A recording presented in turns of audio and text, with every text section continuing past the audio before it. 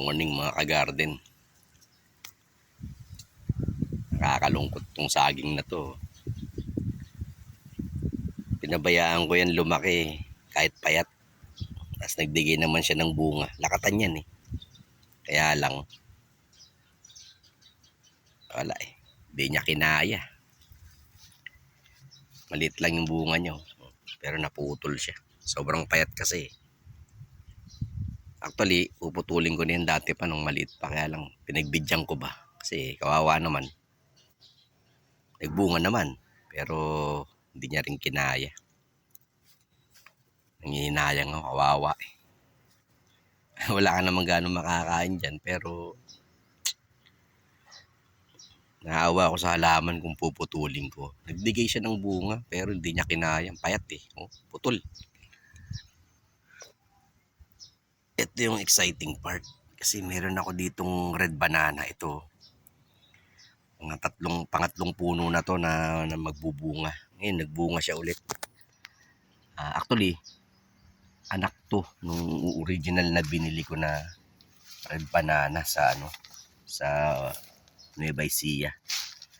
Tapos ting magbubunga yung mga red banana ko. Palaging 3 piling lang. Pero natutuwa ako kasi kakaiba siyang saging. Ang tawag ata dito morado.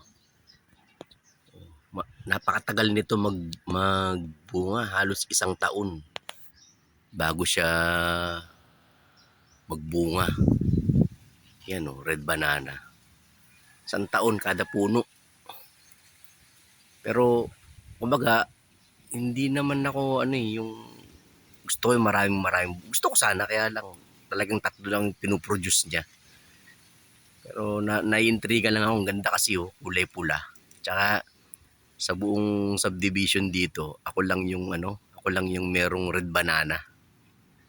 So natutuwa ako. Tapos yung mga ibang mga saging ko dito, latundan na. Pero ang gaganda ng latundan ko, itong lalaki ng bunga ko yan. Latundan yan. Latundan. Magandang variety dito ng latundan na ito, lalaki ng bunga. Palagi yan.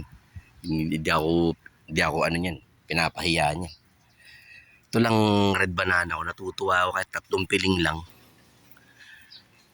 Ayos na rin, importante nagbubunga. Yun lang, na video ko lang kasi ang tagal niya magbunga, every year lang. Usually yung mga ibang saging nagbubunga yan kada 7 months eh. Tapos puputulin mo, tapos yung bagong tubo 7 months lang magkakaroon na ng bunga. Ito yung mga lakatan ko, mga latundan ko. Ito kaka-harvest ko lang ng kapatid nito, yan kakaputol lang yan. Bubunga rin ulit yan. Parang ito yan latundan ko. Daming langgam, grabe. Pasok na ako.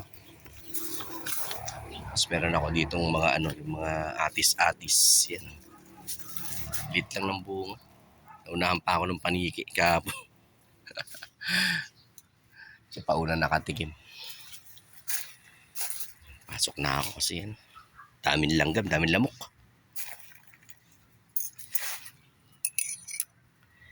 Yan, dito ako nagtsatsa yung umaga. Bye.